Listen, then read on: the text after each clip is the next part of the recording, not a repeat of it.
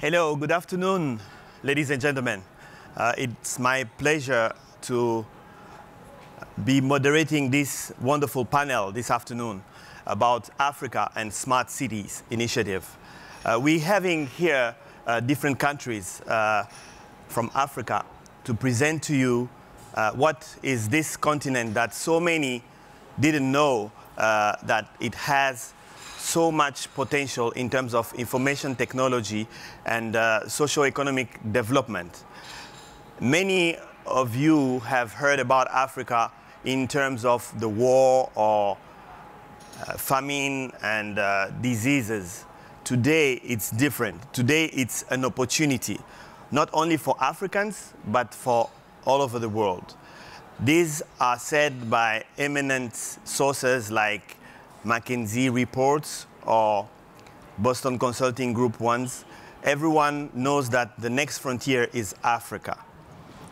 This is a time now that we will be talking about initiatives that are in smart city space from Uganda, Kampala, from Algeria,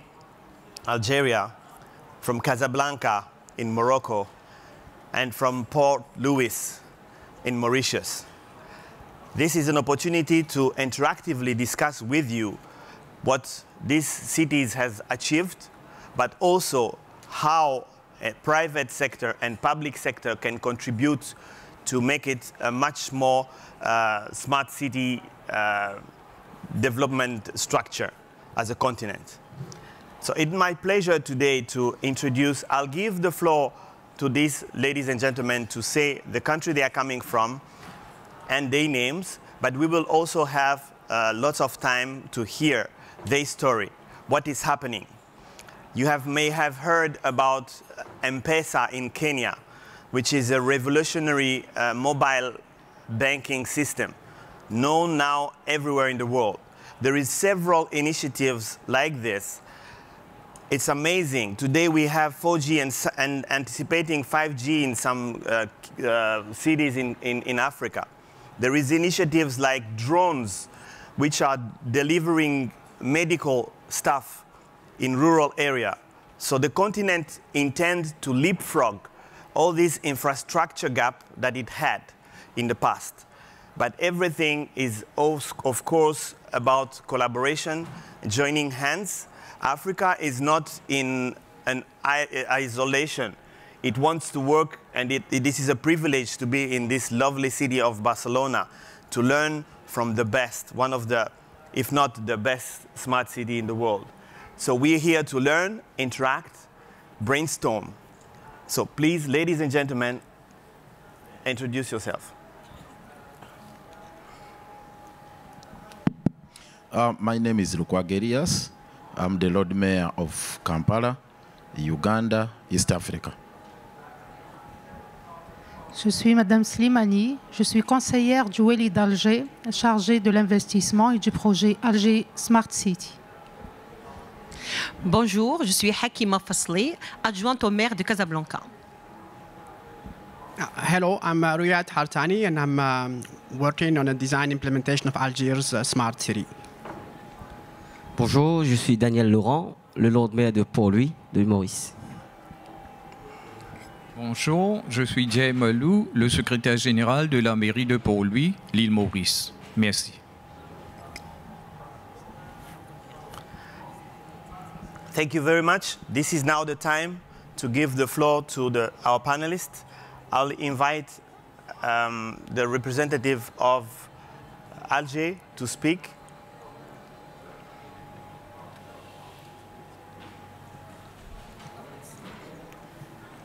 Oh.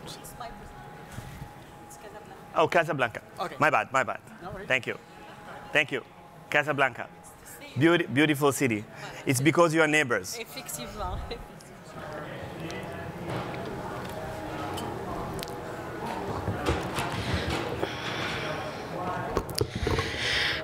Salam alaikum wa rahmatullahi wa barakatuh. Alors, bonjour tout le monde. Aujourd'hui, on nous a invités pour parler de la Smart City et des défis et des opportunités pour des villes africaines. Et je suis très heureuse de présenter l'exemple et l'expérience de la Smart City Casablanca. Excusez-moi, ce n'est pas mon ordinateur, donc voilà. Alors, la moitié des habitants de notre planète vivent aujourd'hui dans les villes et bien sûr les projections stipulent que 70% de la population sera d'ici 2050 citadine. Ceci, bien sûr, va alourdir les charges et les responsabilités des groupes qui sont aujourd'hui responsables de la gestion des villes. Pour construire une ville intelligente, 3 conditions au moins doivent être satisfaites. L'engagement des pouvoirs publics à mettre en place une stratégie dédiée à cet objectif, l'approche interdisciplinaire est nécessaire pour réussir cette démarche et la participation active des citoyens. Et on va voir que dans le cas de Casablanca, ces 3 conditions sont remplies aujourd'hui. Alors, Casablanca, comme vous le savez tous, c'est la capitale économique du Maroc. C'est aussi c'est une grande métropole marocaine et aussi africaine et aussi on propose d'être une métropole mondiale. Les opportunités de Casablanca, premièrement, les orientations royales. Un des discours de Sa Majesté en 2014 a mis le point sur l'importance de promouvoir le développement de la ville de Casablanca. Il y a donc une réelle volonté politique, un potentiel humain important dont dispose Casablanca, un cadre juridique relativement nouveau qui donne des nouveaux outils à la ville de Casablanca et à la commune. Un diagnostic approfondi de la ville de Casablanca a été fait en 2014, une mobilisation active des forces vives de la ville, une économie en forte croissance et bien sûr des projets structurants que connaît Casablanca aujourd'hui qui sont vraiment très très importants. Et je vous invite à venir voir Casablanca pour assister à toutes ces transformations. Alors Casablanca aujourd'hui, elle cristallise autour d'elle une volonté de progrès. Elle schématise à elle seule le reflet du développement du Maroc grâce à ces projets structurants, importants et modernes. Casablanca aujourd'hui est en phase de devenir une métropole internationale africaine importante portée par la puissance de son économie. Notre métropole casablancaise regorge aussi de potentialités qui lui permettent de surpasser ces défis. Alors, les défis de Casablanca, ce sont les défis de toutes les métropoles. Ce sont des défis qui se basent sur une meilleure organisation de composantes de la ville et une meilleure pratique de la gouvernance, une gestion de ressources humaines et financières optimale, une plus grande proximité avec le citoyen et aussi une création d'une approche de ville durable, procréative et visionnaire. À Casablanca, pour nous, être une ville intelligente, ce n'est pas seulement se baser sur la technologie, c'est beaucoup plus proposer des solutions intelligentes qui nous permettront de répondre aux désirs et aux souhaits des citoyens. Notre objectif, c'est donc positionner le citoyen au cœur de nos préoccupations et concentrer tous nos efforts sur ses besoins quotidiens, et ceci à travers toutes les politiques de la ville, que ce soit la politique de gouvernance, l'environnement, la mobilité, l'aménagement, le budget, la culture, le social. Toutes les politiques d'intervention de la commune de Casablanca aujourd'hui sont axées sur le citoyen, bien sûr à travers des valeurs fondamentales d'écoute, de proximité, de solidarité, de transparence, de responsabilité, de performance et de qualité de vie.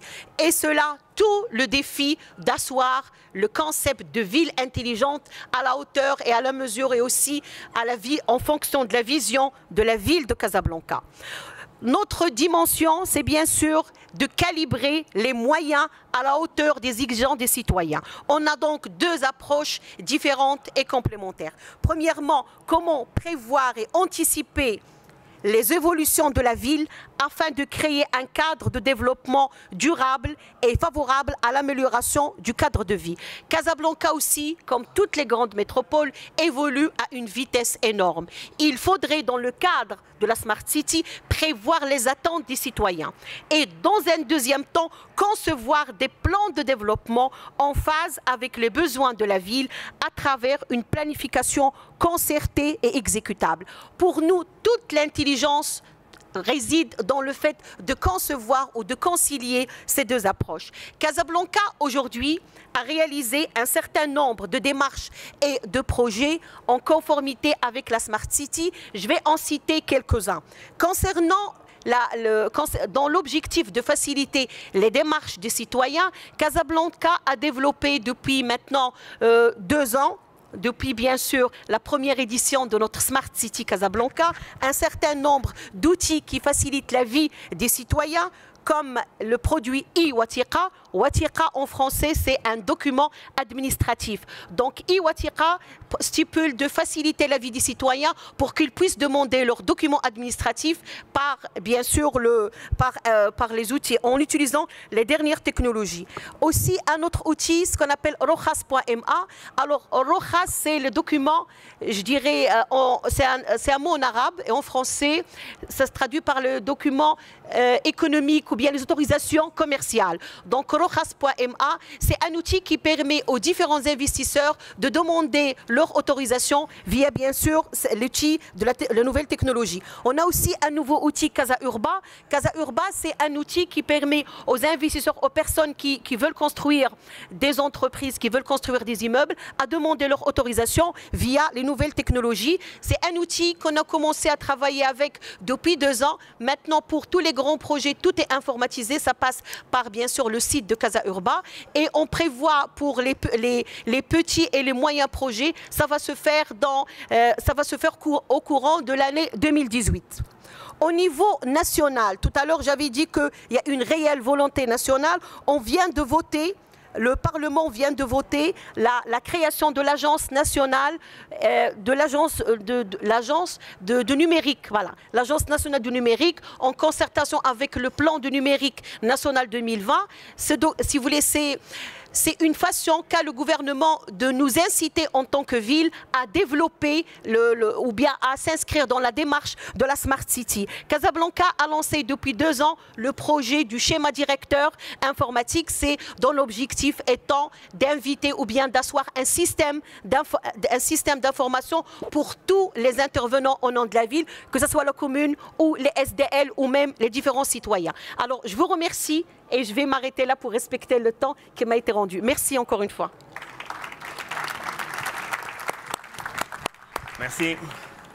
Merci beaucoup. Nous aurons sûrement après l'occasion d'en savoir plus lorsqu'on donnera l'opportunité au public de poser des questions. So kindly be informed that you can ask questions also through the app. There is a specific area towards the end that you can use to ask the question. And also there is some mic that can be used after all the presentation. So this is now the term for our colleagues from Mauritius to come in. Let me just hope. So, okay.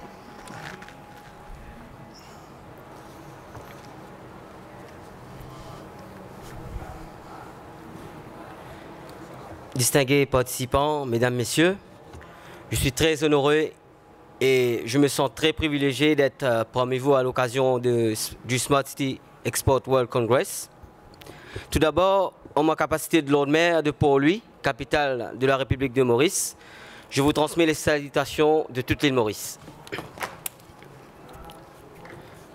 Le thème de mon intervention sera Port-Louis Smart City Ville durable. Mais avant de venir au thème lui-même, je voudrais vous donner un bref aperçu de Port-Louis. Port-Louis a une superficie de 6010,50 hectares. Elle a célébré en août 2016 le 50e anniversaire de son accession au statut de City. En fait, elle est l'unique ville à Maurice qui se surnomme City. Avec quelques 139 000 habitants, Port-Louis se retrouve pendant la journée, les jours de semaine, avec quelques 100 000 à 200 000 personnes additionnelles qui y transitent pour le travail, les affaires et autres activités. Voilà, ça c'est notre hôtel de ville.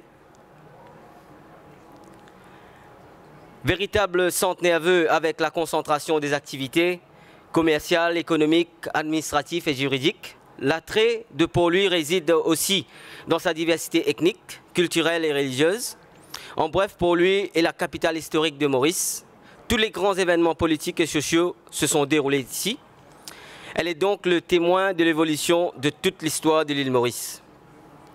Vue de Port-Louis, ville portuaire, centre des affaires, le développement survenu ces 20 dernières années a considérablement contribué au rayonnement de Port-Louis au-delà des frontières du pays.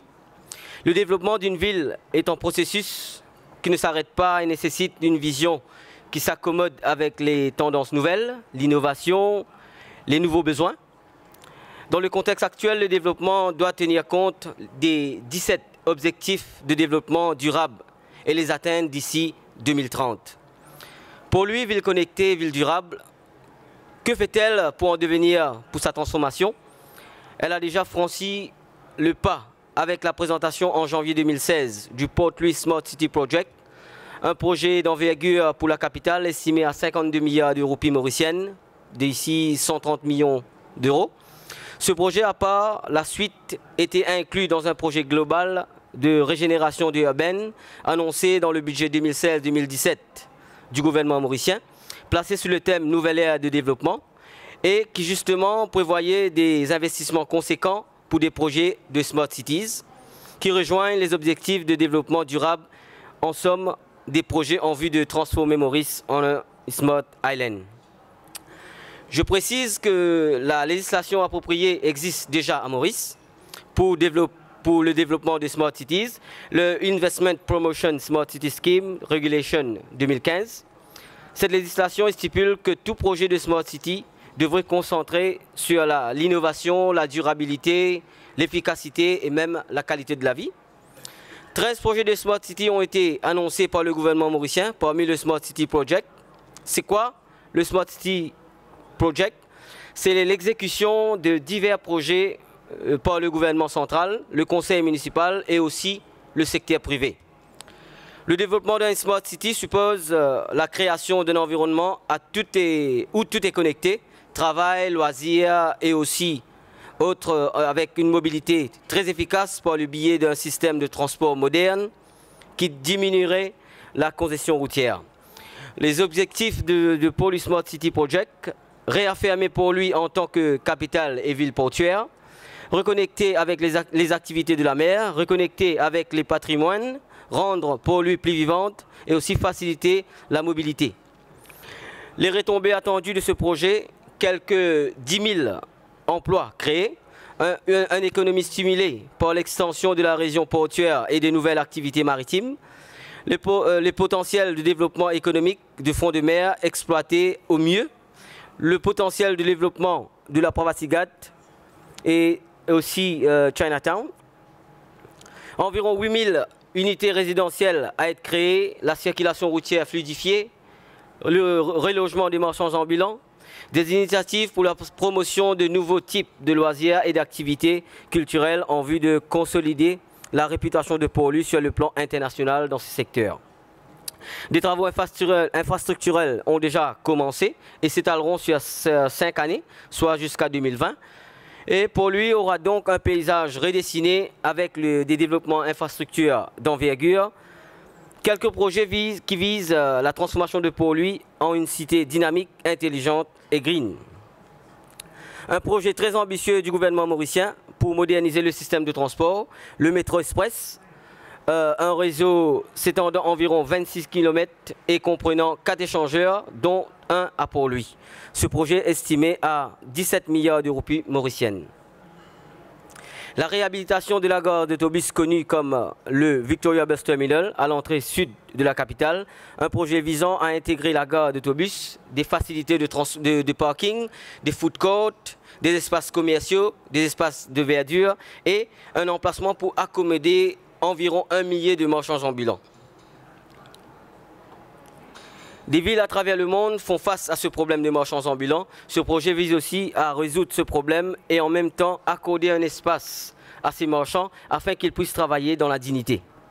Les procédures pour la mise en exécution de ce projet sont en cours. Et aussi un aire de stationnement centralisé pour quelques 1000 véhicules au Champ de Mars, un lieu où il y a les courses de chevaux. Ce projet vise à décongestionner le trafic dans la capitale et le rendre plus fluide. L'appel à proposition a déjà été lancé.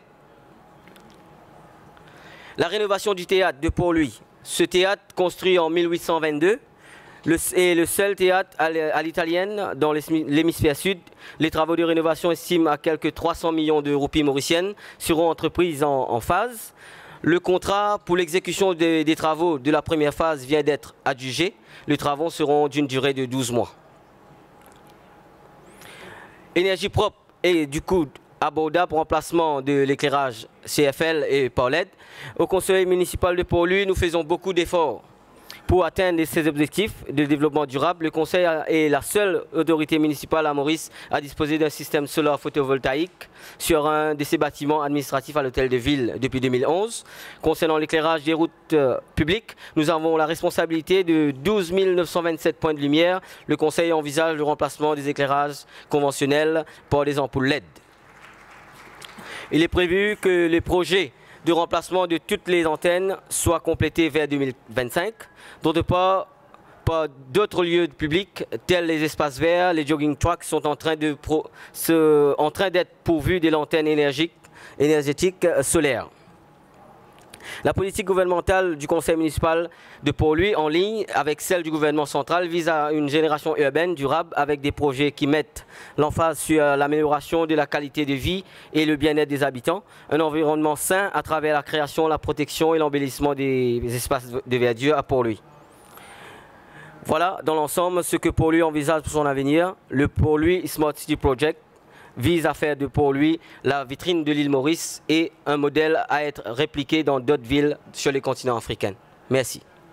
Merci.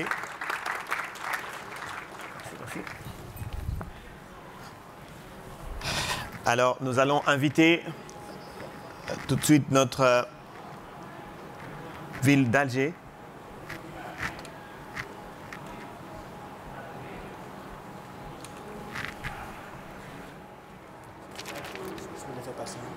C'est bon. C'est bon. Vas-y.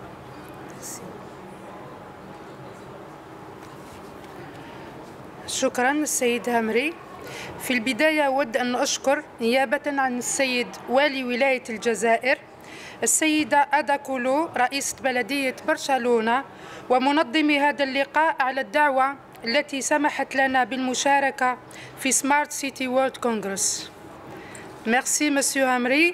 Je voudrais tout d'abord remercier au nom de Monsieur le gouverneur Wali d'Alger, Madame Ada Kolo, présidente de la ville de Barcelone, et les organisateurs du Smart City World Congress pour leur invitation qui nous a permis de participer à cet important, très important événement. Je vais essayer de présenter la ville d'Alger. Alger est la porte de l'Afrique. Sa position géostratégique idéale lui permet de jouer un rôle moteur dans l'intégration économique du pays et de pivot dans la promotion des échanges euro-africains. Alger est la capitale politique de l'Algérie. Elle est le siège de toutes les administrations centrales, des institutions politiques et sociales, des établissements économiques et financiers, des grands centres de décision et des représentations diplomatiques. Elle a une population d'environ 6 millions d'habitants. Elle a beaucoup investi dans les infrastructures de base, dans tous les secteurs confondus, en respect du programme du gouvernement algérien. Alger dispose, depuis 2011, donc, de son plan stratégique de développement Horizon 2035, qui a été déjà mis en œuvre, et cela depuis l'année 2011, novembre 2011. Elle dispose aussi, depuis le début 2017, d'un document d'urbanisme, instrument d'urbanisme, c'est son plan de développement et d'aménagement urbain. Parallèlement à cela, Alger a lancé son projet de Smart City. Ce projet est porté pas simplement par la ville, il est porté par les étudiants, par les universités. Il y a beaucoup d'acteurs, il y a des start-up, des incubateurs, des accélérateurs, des organismes de développement de la technologie et de la recherche scientifique, des organismes financiers, des opérateurs économiques, privés et publics, des associations aussi qui interviennent, donc associations d'étudiants et aussi d'associations d'opérateurs économiques qui interviennent dans le cadre de la technologie et l'innovation. En début 2017, Alger a lancé un appel à collaboration pour voir qu'est-ce qui pouvait être présenté et proposé. Et nous avons été agréablement surpris de voir qu'on a reçu des propositions de plus de 15 pays venant de l'ensemble de la planète. Nous avons des propositions des États-Unis, de Bruxelles, de Japon, la Corée du Sud. Donc il y a beaucoup de pays qui ont fait des propositions et c'est en cours d'analyse. Je laisse la parole à mon collaborateur, c'est M. Hartani. Il est docteur en intelligence artificielle qui va continuer la présentation. Je vous remercie. Merci beaucoup.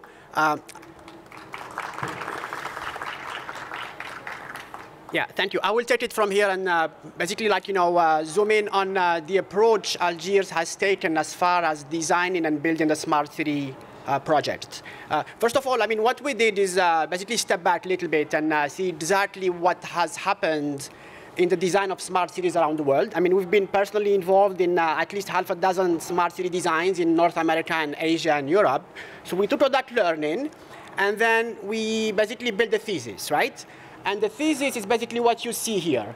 We understand that to build smart cities, we need lots of things. But the number one priority we have focused on is really to put together a strategy to master all the information technology aspects around smart city. Basically, the number one priority has been to figure out how to build a scalable, intelligent data management. And all our efforts have been focused on that for now. Why we're doing it that way? Because when we look around, we realize that the number one problem that cities have had around the world in building their solutions is really what we call the cascading technology trap. And what does it really mean? What it means is that technology moves rapidly, and the decision-making to implement it doesn't move at the same pace, which basically make it a mismatch. And that makes the business case in designing solutions not optimal. So we looked at it and say, okay, so how do we address this challenge, right? Let me illustrate very briefly this challenge. Number one, for example, when you go and build a smart city, you have to pick wireless technologies to basically design it, right? I put a timeline, and you see from 2002 to 2018, I mean, they basically change every 2 years, right? So it's moving very fast. Decision-making doesn't move that fast. Same if you go in picking a data architecture. I mean, it moves very fast in a timeline, but decision-making doesn't move that fast. So how do we approach it? So given that the problem is really this cascading technology trap, how do we approach it? We put three strategies on how to approach it. Number one, we basically positioned Algiers Smart City not as a project, but as a federating project, as a catalyst for other things where we involve all the actors of the ecosystem. Startups, incubators, accelerators, venture capital, government, all of that together. And the idea is how to have them work together as a way to address the challenge. Number two, the most important thing in basically being able to match the speed at which technologies evolve is to basically move as fast. And the ones that can move very fast is basically the startups and early stage ventures. So a lot of priorities are in putting together a smart city ecosystem that basically puts demands that will drive the startup ecosystem to evolve. So that's been strategy number two for us. Number three, which is probably one of the most important things we've been focused on, is how do you go and put together technologies that would allow you to basically not depend on technology that's been done in the past. So we zoomed in on what we call leapfrog technologies, right? These are a set of technologies that come in because they're pushed by players that want to push them into market as fast as possible. And the principle behind it, you need less of the past to put them into practice. So that's what we call leapfrog technologies around open source, artificial intelligence, blockchains, and a bunch of them, right? So a lot of the focus has been on that. So this is the third leg of the Algiers Smart City strategy. put all these three things together, and we put a timeline, that started in, early this year, and it's progressing with, a short-term, medium-term, and a long-term roadmap. And we really want to emphasize that it's an adaptive roadmap. We really want to emphasize that, we're there to address this technology cascading problem by being very adaptive to whatever happens, right? And then, if I take a little bit of a step back here, and just to summarize it, we're doing lots of things, but there is only one priority that we think has to be put in place, because without it, there would be no smart city. It's mastering this cascading technology trap, and we're doing it with these anchor strategies around, linking stakeholders, leveraging leapfrog technologies, and building a demand-driven to basically build a startup ecosystem in Algiers, right? And that summarizes it pretty well. Thank you very much. Now I invite the Lord Mayor of Kampala.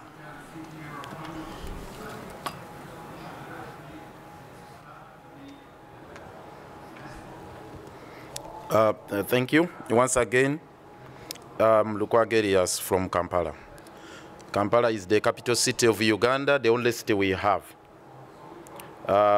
It's located within the central region of the country. Uganda is in East Africa. We have a population of 35 million people. And in Kampala alone, the population, the resident population is 1.5 million people. The population ranges between 3.5 to 4 million people. And we have the fastest growing city within the region, because we are within that Great Lakes region in East Africa. We have a population growth of around 5%. Kampala is growing very fast, as I said, and we are doing our best to adapt to new technologies. We are in a phase of transforming Kampala from a relatively informal city to a more structured city. We are adopting new smart city solutions. We are at that stage. We are doing this with the assistance of World Bank. We have quite a number of specialized programs which are funded by World Bank, the French Development Agency, and other donor partners, or development partners rather. We have embarked on massive infrastructure transformation. We have also embarked on digital migration. We have quite a number of e-systems we are putting in place, though they are still in their infancy. I said the economy is largely informal in Kampala, and that poses a serious challenge to us to fast-track the integration of the city and the systems into the modern world. We are, as I said, we are doing our best to ensure that we adopt new smart city solutions in terms of e-governance, e-commerce. We are also having a few startup companies which are cropping up. Some incubators we are putting in place. Safe city smart solution systems, e-learning, e-health, and quite a number of other innovations. But they are still in their infancy, like any other sub-Saharan African city. The biggest challenge we are facing is the disconnect between the people who are largely semi-illiterate and the systems we have put in place because of high illiteracy levels. And this poses a very serious challenge. There are quite a lot of potentials in Kampala, but I would implore you, those who are wishing to invest in Kampala, to invest in Uganda, to cut out a comprehensive study, because this is lacking sufficient research in Africa. In most cases, you find people bringing technology which is not applicable in our setting, which is yet another challenge. So if we are to realize the dream of smart cities, of smart city solutions, accelerating transformation in Africa, in Kampala, we must have relevant and appropriate technology in place. We need a lot of investment in waste waste disposal management systems. It is still a very big challenge in Kampala. We also need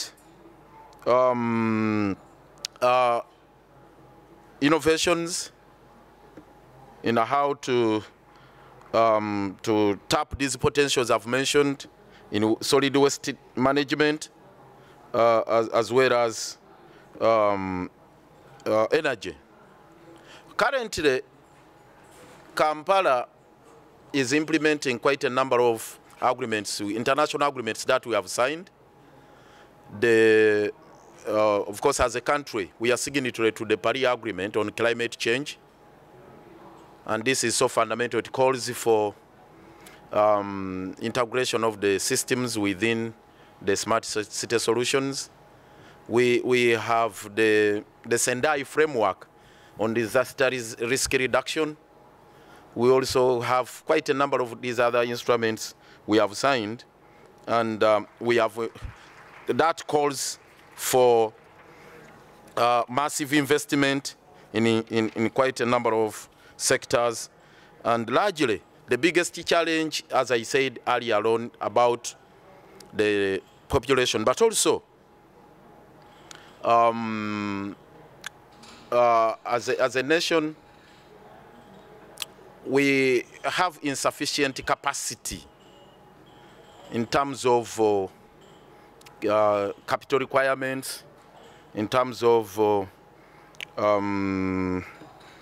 that is required to integrate our systems within the smart city solutions. You'll learn that our budget as a city is roughly $100 million US, less than 90 million euros. The entire budget, developmental and recurrent, that's very, very small. That's why largely we rely on the private sector, because our economy is largely private sector driven. And that's why we encourage more investment to come from the private sector, and also we get support from the donor community. As I conclude, we have started, we have developed a mechanism of creating what one would call, of aligning our development to the new technology. And this is an area where, as a city, we are putting much emphasis right now. And we appeal to you, those who have capacity, to come in and invest a lot in ICT, in smart city solutions, and other related areas. Those are the key areas where we want to put emphasis as of now. But the whole process is in its infancy, and we are just getting it off the ground. So we have embarked on that transformation agenda, which is largely massive, and it calls for massive investment. I thank you very much. May God bless you all.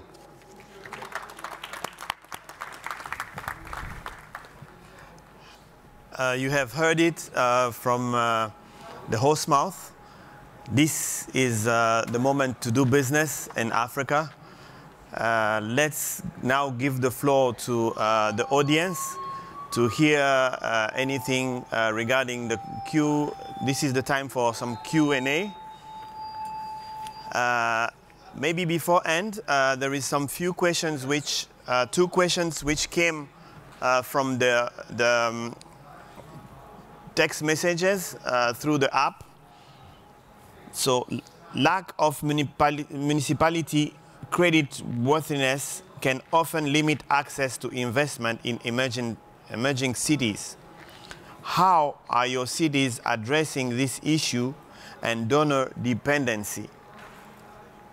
So I think, with your permission, I will direct this question straight to the Lord Mayor of Kampala City, because he mentioned about the World Bank and the budget of the city. This, I think, is a good time to respond to this question. If I may repeat, lack of municipality creditworthiness can often limit access to investment in emerging cities. How your city addressing this issue and donor dependency? So if you can start responding to this one, and then maybe someone else will add on.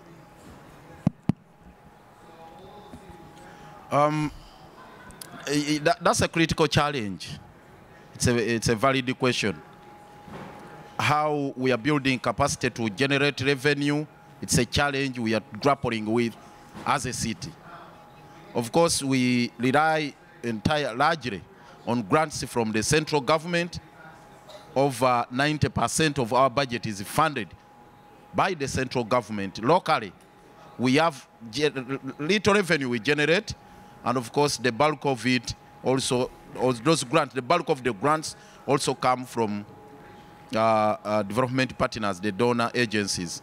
So how we can have a paradigm shift from being donor dependent to self-sustaining, it's a huge challenge. But we are doing our best to move into that direction. We are, that's why we invite our potential investors to come, because we have largely liberalized our economy as a country. The economy is largely liberalized. So most of these initiatives and innovations are undertaken by the private sector. For us, we provide the enabling environment, we provide the framework, we provide the systems, we provide all the technical assistance you would require. But we largely encourage the private sector to take up these initiatives.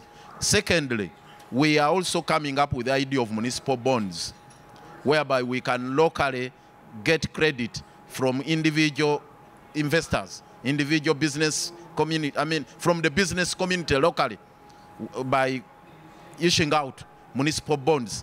We are yet to crystallize it. It is still an idea. We are trying to develop it. Hopefully in the next development cycle, because we are about to come up with a new development strategy and plan, it will be realized. But as of now, we are entirely relying on government support and donor funds. Basically, that is still a challenge, I must admit.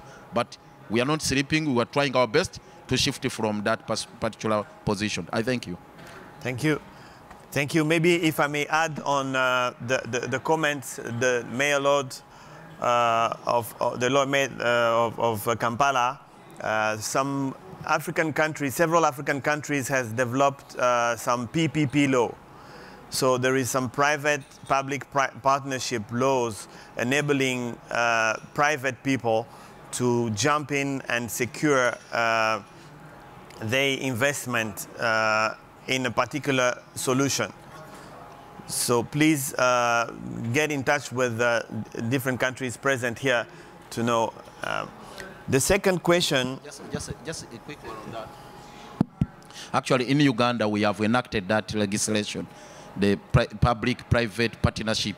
So it provides for a framework and arrangement where KCCA and other agencies can partner with the private sector to undertake certain projects. So it's one area where we can also get out of the donor dependency syndrome. I thank you. Thank you, Lord Mayor. So I'll jump into the second question. Which are the driving sectors of sustainable urban development in Africa, and which role play smart cities in the continent?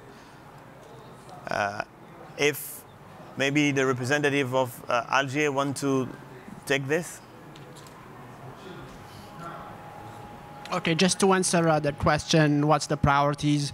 Actually, it's a multi-sector, like it's a parallel track type streams. I don't think there are sectors that are way more important than others, because they have to all evolve in parallel. I mean, transportation, energy, security, and all of them, right?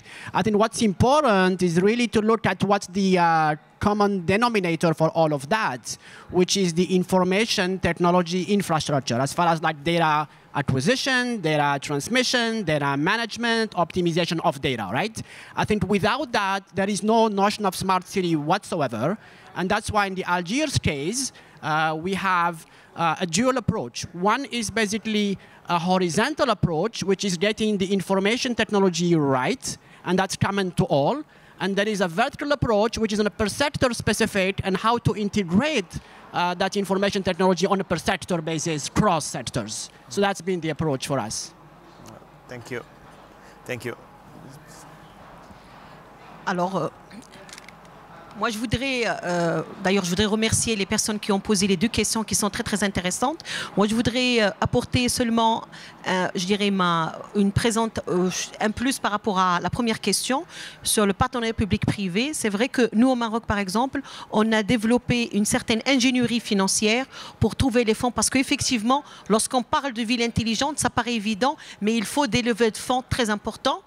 Alors, nous, au Maroc, on a développé un certain nombre d'ingénieries et on a donné des dispositions à la commune pour qu'elle puisse, je dirais, développer certains projets en relation avec la Smart City. Rien qu'à titre d'exemple, maintenant, la dernière loi organique sur les communes, qui a été votée en 2015, elle a donné la possibilité à la commune de créer ce qu'on appelle, nous, les sociétés de développement local. Ce sont des entreprises privées sous la forme de sociétés anonymes, dont le capital est détenu par la ville, le conseil communal, le conseil régional et aussi le conseil préfectoral. Donc c'est 100% public, mais qui obéissent aux deux contrôles. Donc le contrôle qui se fait sur les sociétés anonymes et aussi le contrôle étatique. D'ailleurs, à titre d'exemple, nous, notre manifestation Casablanca Smart City Congress Africa, qu'on réalise chaque année, c'est une SDL Casa Event et Animation qui le fait pour le compte de la ville. Donc nous, on y participe, mais c'est la société qui fait tous les travaux en amont.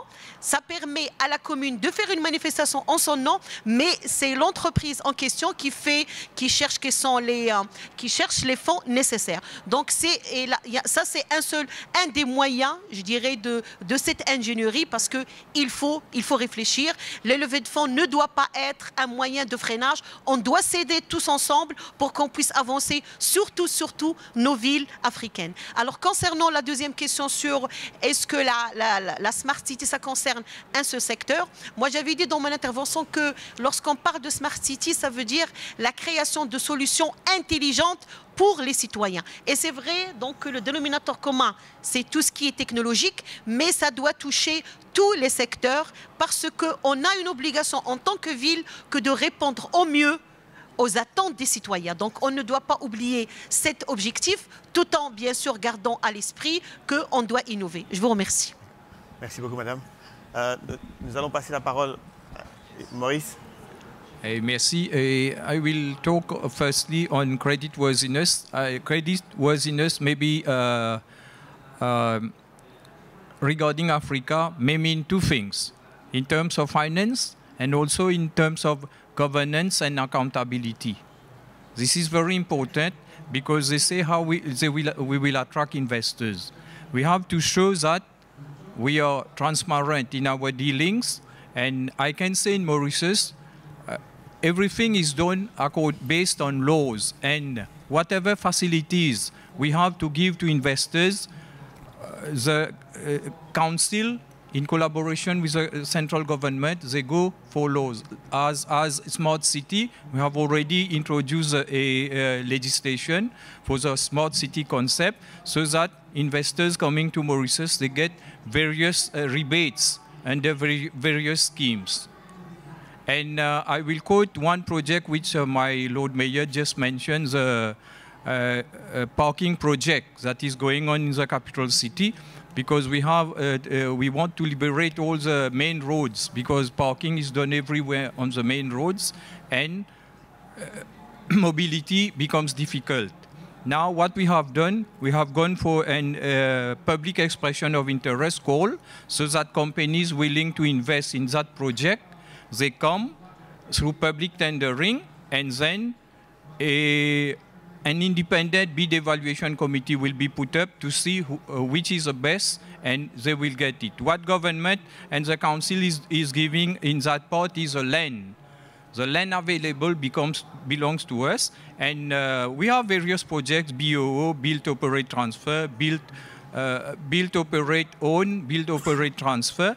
But this project maybe will go by the way of a memorandum of understanding and a lease agreement. Okay?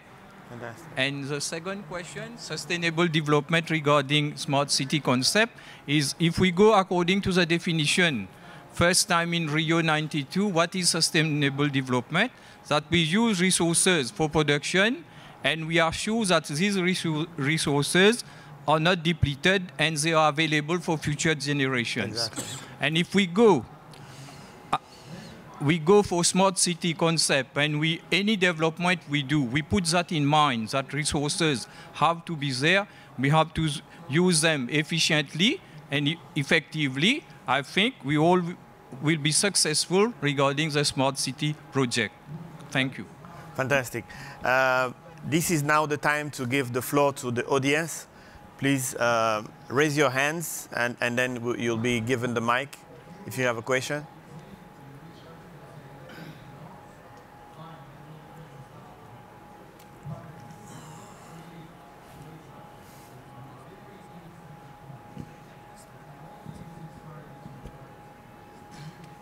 Thank you very much. Councillor Murshid Brembo from Uganda, Kampala. This is a general question to all the panelists. First of all, thank you for the presentation. My question is about, there are two. Yeah, with your permission, I'll ask you direct your question to one panelist so that we can leverage the time and give also other people to ask one question each. Yeah. Okay. I think this will go to Algiers. I can see for you, when we look into Africa, as far as smart city is concerned, you seem to be a little bit ahead of other African countries, majorly those from the sub-Saharan Africa. What's your strategy of integrating Algiers together with other cities as far as smart city is concerned? And then this one goes to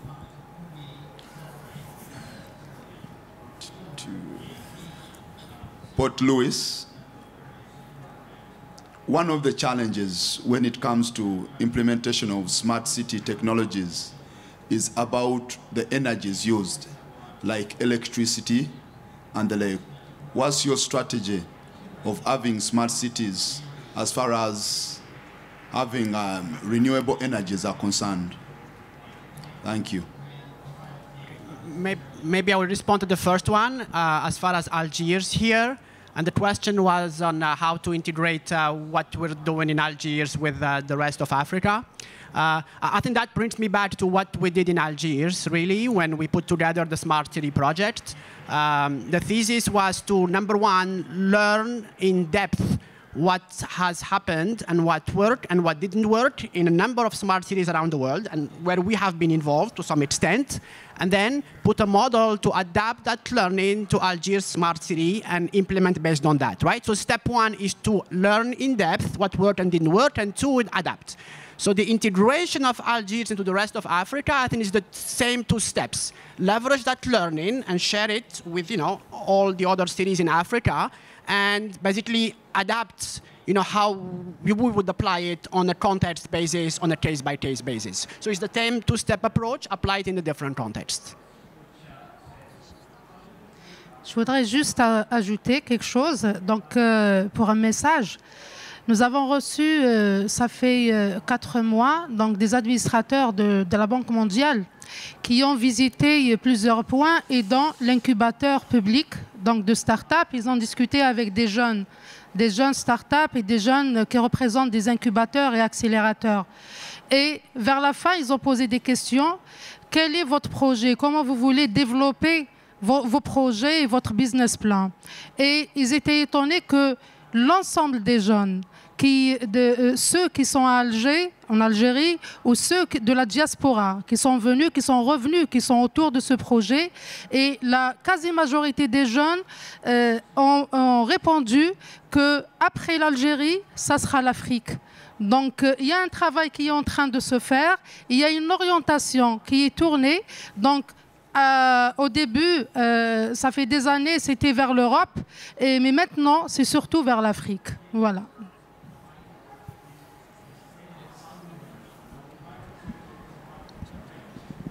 Et je dois répondre à la question posée par le conseiller de la mairie de, je comprends, Kampala, en Ouganda. Et je dois dire que maintenant, comme on dit, le fossil fuel.